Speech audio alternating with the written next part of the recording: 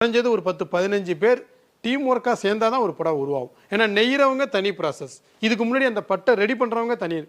இப்படி பார்க்கும்போது இதில் நிறையா பேருடைய உழைப்பு இருக்குது. ஒரு பட்டுப்புடவை தறியிலேருந்து நெஞ்சு வெளியில் வர்றதுக்கு நிறையா பேருடைய உழைப்பு இருக்குது. அதனால தான் பட்டுப்புடவைக்குன்னு இங்கே எப்போதுமே அந்த மகத்துவம், அந்த பட்டுப்புடவைக்கு அதனால தான் அந்த இது. சூப்பர்ல. அதாவது ப்ரோ, இப்போ நான் முன்னாடி காமிச்சது எல்லாமே உங்களுக்கு வந்து இந்த ஐட்டம்லாம் வந்து ரேட்டு கம்மி ஐட்டம், கல்யாண புடவையில் ரேட்டு கம்மியான ஐட்டம். இல்லை எனக்கு ரேட்டு அதிகமாக வேணும், நல்ல ஹெவி பட்ஜெட்டாக இருந்தாலும் பரவாயில்ல, நல்லா பியூர் சில்கில் காட்டுங்க அப்படின்னு சொன்னீங்கன்னா அதுக்கு இதே பாருங்க, அப்படியே என்கிட்ட வாங்க. இதெல்லாம் பாருங்கள், இது எல்லாம் கல்யாண புடவைங்களே ரேட்டு அதிகமான புடவைங்க. இதெல்லாம் புதுசாக நம்ம போட்டிருக்காங்க. இந்த டிசைன்லாம் யார்கிட்டையுமே இருக்காதுங்க ப்ரோ. இங்கே பாருங்கள், இது எல்லாமே கல்யாண புடவைங்க. கல்யாண புடவையில் நல்ல காஸ்ட்லியான டிசைன். இது மாதிரி கலெக்ஷன் நம்மள்ட்ட நிறையா இருக்குங்க. இது எல்லாமே நான் உங்களுக்கு ஜஸ்ட்டு ஒரு மாடலுக்கு தான் காட்டுறேன். இதில் என்கிட்ட கலெக்ஷன் நிறைய இருக்குது, நம்ம கடைகளில் நிறைய இருக்குது.